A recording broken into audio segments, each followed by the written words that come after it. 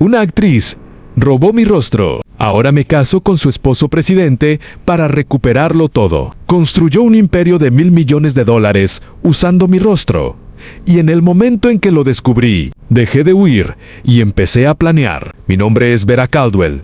Tengo 29 años y durante 3 años, sin mi conocimiento y sin mi consentimiento, fui convertida en invisible, no porque fracasara, no porque me rindiera, sino porque un hombre muy poderoso decidió que mi rostro valía más para él como producto que yo como persona. Crecí en un pequeño pueblo en la zona rural de Ohio, llamado Delbrook, el tipo de lugar donde la ambición se trata como un defecto de personalidad que probablemente deberías corregir antes de que avergüence a tu familia. Mi madre trabajó turnos dobles en un restaurante de carretera durante 23 años. Mi padre conducía camiones de larga distancia para una empresa que quebró el año en que cumplí 16. No éramos pobres en el sentido dramático, digno de una historia. Éramos pobres en el sentido silencioso, desgastante e implacable, que simplemente desgasta a las personas hasta que no queda nada con que luchar. Decidí desde temprano que iba a ser diferente a no rica, no famosa. Simplemente diferente.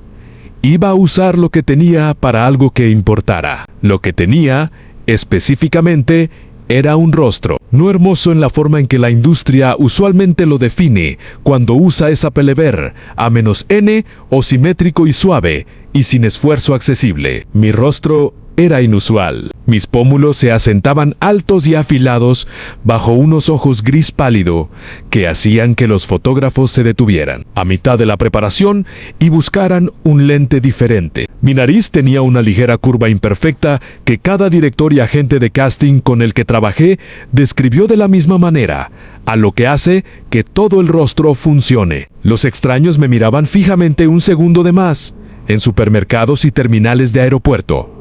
No fue la vanidad lo que me hizo notarlo. Fueron los fotógrafos quienes me lo hicieron entender. Mi rostro tenía valor e iba a usarlo honestamente, en mis propios términos, para construir algo real. Me mudé a Los Ángeles a los 22 años con $400, una bolsa de lona usada y la convicción absoluta de que tenía algo que valía la pena mostrarle al mundo. Pasé 7 años luchando.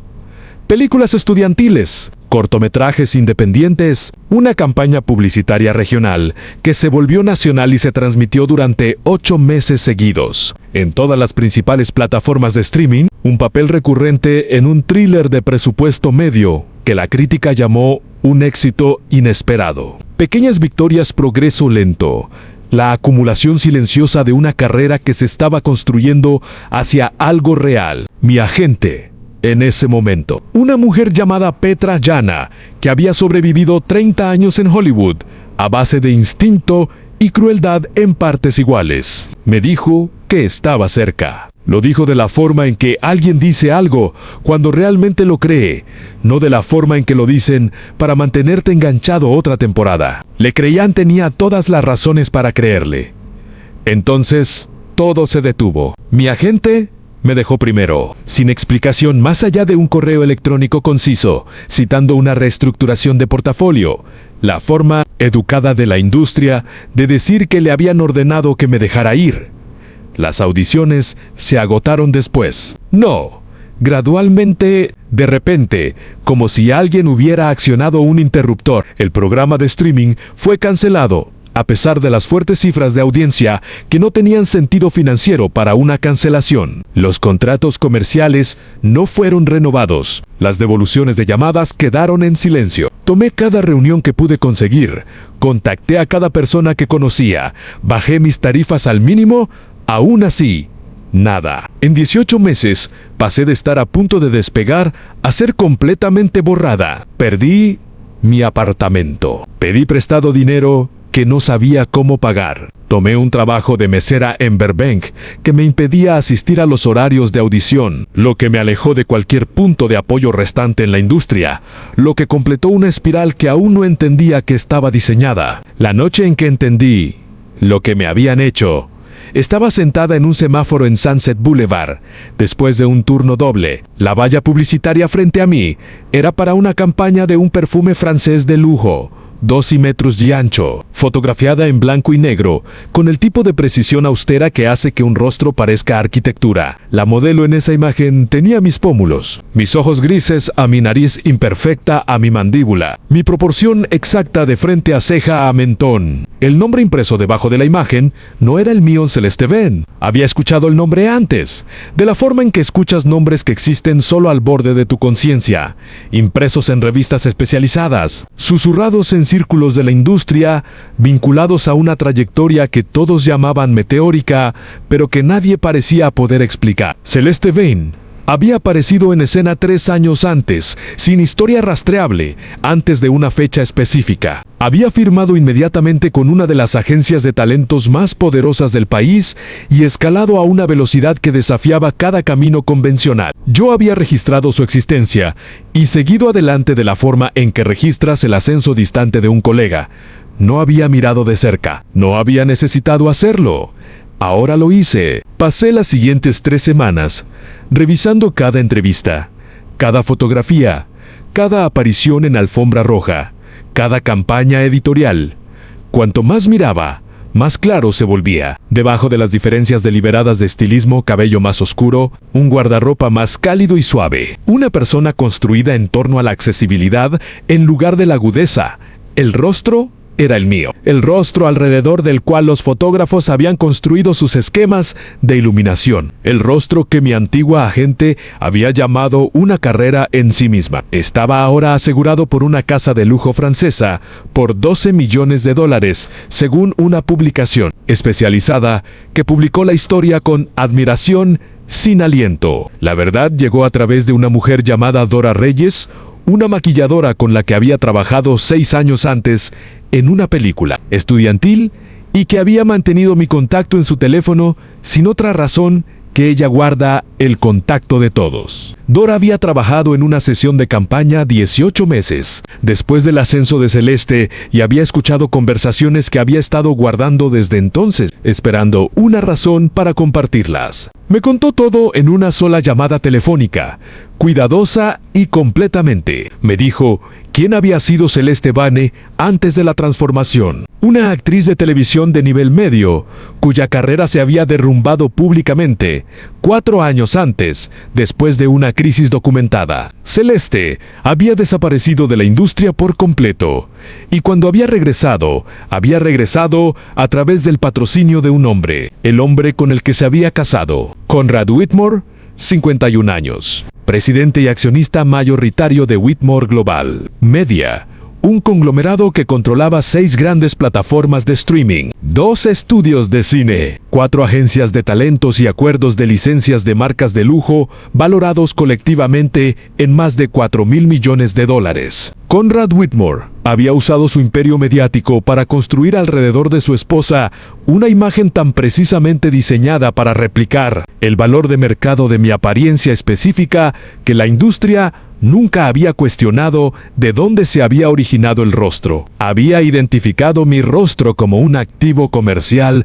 subutilizado. Lo había adquirido a través del andamiaje de contratos y acuerdos de confidencialidad y transacciones corporativas que no dejaban ninguna superficie limpia de la cual agarrarse, y luego eliminó sistemáticamente al original para que la copia pudiera operar sin complicaciones. Dentro de las 24 horas posteriores a la llamada de Dora, había mapeado toda la arquitectura de lo que se me había hecho. El contrato de agencia que había sido comprado en su totalidad. Las audiciones silenciosamente puestas en lista negra en 6 agencias. El programa de streaming cancelado a una señal de un hombre que ocupaba un asiento en la junta directiva de la empresa matriz. Cada puerta que se había cerrado en mi cara en el lapso de 18 meses había sido cerrada por la misma mano. Se suponía que debía desaparecer. Se suponía que debía pasar el resto de mi vida creyendo que simplemente no era lo suficientemente buena, que la industria me había procesado de la forma en que procesa a miles de otros y me había escupido sin ceremonia ni explicación. Se suponía que debía ser una historia de advertencia que nadie contó nunca, porque la víctima nunca entendió cuál era realmente la historia. Pero Conrad Whitmore había cometido un error de cálculo catastrófico. Había subestimado a la mujer cuyo rostro había convertido en mercancía y enterrado. Y 3 semanas después de haberme sentado en ese semáforo en Sunset Boulevard y mirado hacia arriba, a mis propios pómulos, con el nombre de una extraña debajo de ellos, me enteré por la sección de noticias ciegas de una publicación especializada que Conrad Whitmore y Celeste Vane estaban privada, decisiva e irremediablemente encaminándose hacia el divorcio. Leí ese artículo 3 veces. Cerré mi computadora portátil y luego empecé a planear todo lo que ella se llevó. Planear tomó 4 meses. No porque estuviera indecis a menos nunca había estado más segura de nada en mi vida, sino porque la precisión era lo único que funcionaría. Un hombre como Conrad Whitmore no tropezaba con nada, estaba aislado por toda la arquitectura de su propio poder, un equipo de seguridad personal, un calendario social gestionado por personas cuyo propósito entero era examinar el acceso, asistentes que existían específicamente para asegurar que nadie ganara proximidad a él sin pasar primero por múltiples capas de aprobación institucional. La única manera de llegar a Conrad Whitmore era convertirme en el tipo exacto de persona que su mundo ya esperaba encontrarse. Así que me convertí en esa persona. Tenía ahorros agotados y una deuda de tarjeta de crédito creciente, pero tenía un activo que nadie había podido quitarme nunca el rostro en no de la forma en que Celeste lo había usado, no como una mercancía para ser comprada y reempaquetada, sino como una llave. Contacté a Dora Reyes de nuevo y le pedí que me conectara con cada fotógrafo y director creativo en su red que hubiera expresado frustración con los contratos de exclusividad de Celeste Vane. Había más de los que esperaba. Profesionales de la industria que habían querido trabajar con la estética específica que Celeste representaba y resentían la maquinaria corporativa que controlaba el acceso a ella. En 6 semanas hice 4 sesiones editoriales que aparecieron en publicaciones de moda y cultura con suficiente circulación.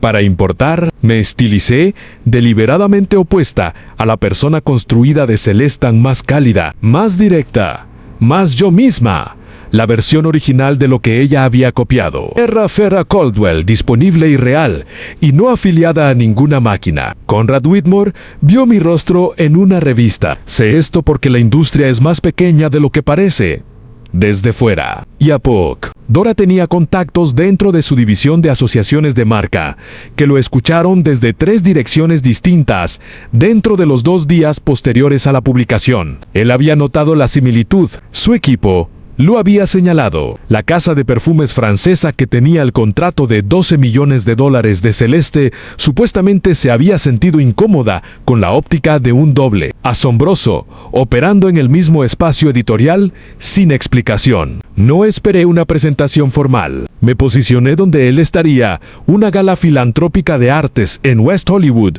que requería un boleto de $600 que puse en una tarjeta de crédito con determinación sombría.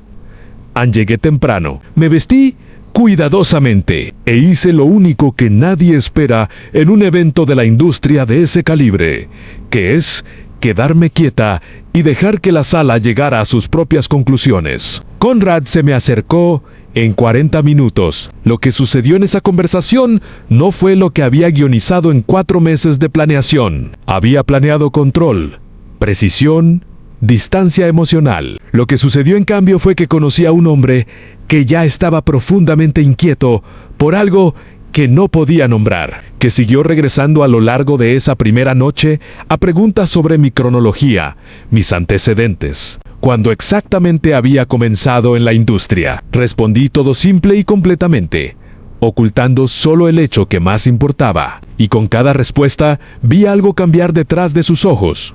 Un reconocimiento creciente e incómodo de que estaba excavando una historia en la que él había sido partícipe sin haber sido nunca completamente informado de los detalles. Me llamó 2 días después. Los 3 meses que siguieron no fueron una actuación, lo cual fue la parte para la que no me había preparado. Conrad Whitmore no era el villano simple que había construido durante esos 4 meses de investigación y planeación. Era un hombre que había hecho algo monstruoso, o había permitido que se hiciera en su nombre, y que había pasado el año anterior compartiendo residencia con una mujer cuya existencia entera era una fabricación, y que hacía mucho había dejado de fingir lo contrario. El divorcio, supe, había sido iniciado por Celeste. Había encontrado otro patrón dispuesto a financiar un segundo acto, y se había movido hacia la salida con la eficiencia de alguien que siempre había tratado sus matrimonios como infraestructura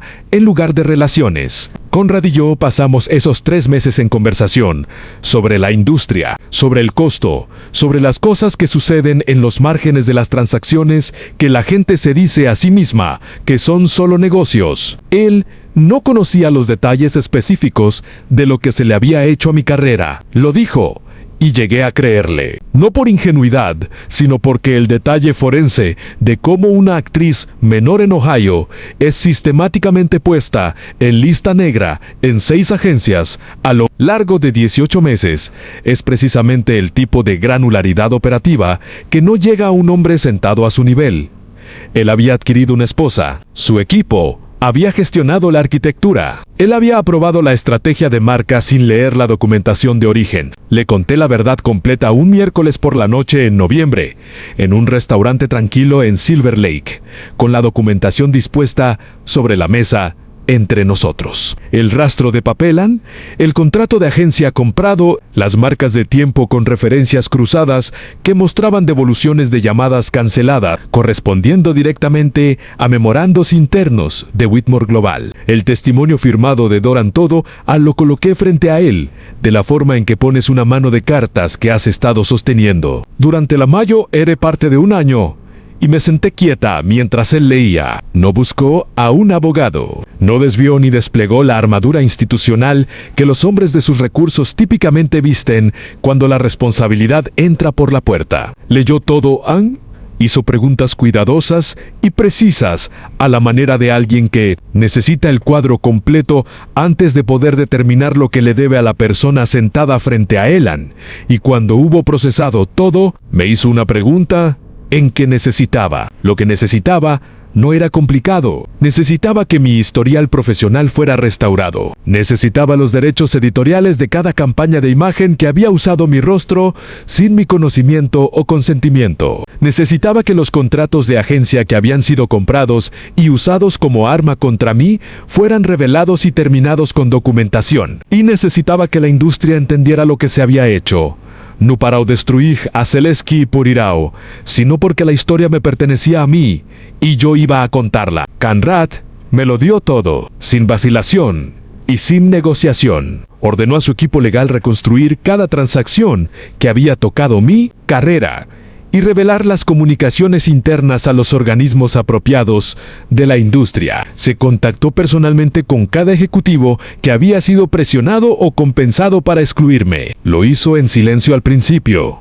Y luego, cuando el equipo legal de Celeste cometió el error catastrófico de emitir una amenaza, lo hizo en voz alta. La historia estalló en una importante publicación especializada un jueves de enero, respaldada por documentación que hacía la negación estructuralmente imposible. Para la mañana siguiente, se había movido de las publicaciones especializadas al tipo de conversación cultural que genera consecuencias reales para personas reales. Los contratos de campaña de Celeste fueron suspendidos en espera de revisión. 3 proyectos importantes fueron colocados silenciosamente en pausa indefinida. La casa de perfumes francesa, que había asegurado su rostro por $12 millones, emitió un comunicado y terminó el acuerdo. Y dentro de una semana después de que la historia estallara, mi teléfono sonó con el tipo de llamadas que se habían silenciado 3 años antes.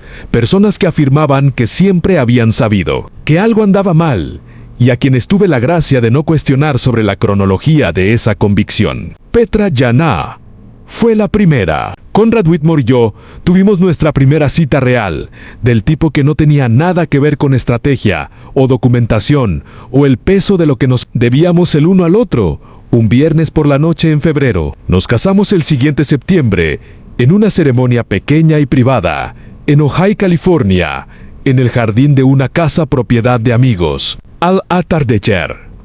Al atardecer, con 23 personas que realmente nos conocían a ambos. Dora Reyes estuvo como uno de los testigos porque ella había sido lo suficientemente valiente como para hacer una llamada telefónica cuando la verdad era inconveniente y potencialmente costosa, y algunas deudas se pagan en ceremonia. Hay una valla publicitaria en Sunset Boulevard ahora. Tiene 12 metros de ancho y está fotografiada en blanco y negro y hace que la gente se detenga a mitad de la frase cuando la miran demasiado tiempo. El rostro en ella pertenece a una mujer que tomó todo lo que le fue quitado. Y más. Mi nombre es Vera Caldwell. Tengo 31 años y paso frente a esa valla publicitaria de camino a casa desde una sesión o una reunión o una audición del tipo que tengo ahora, porque la industria sabe exactamente quién soy y menos, y no me detengo a mirar. Ya no queda nada por reclamar. Lo tengo. Tadú.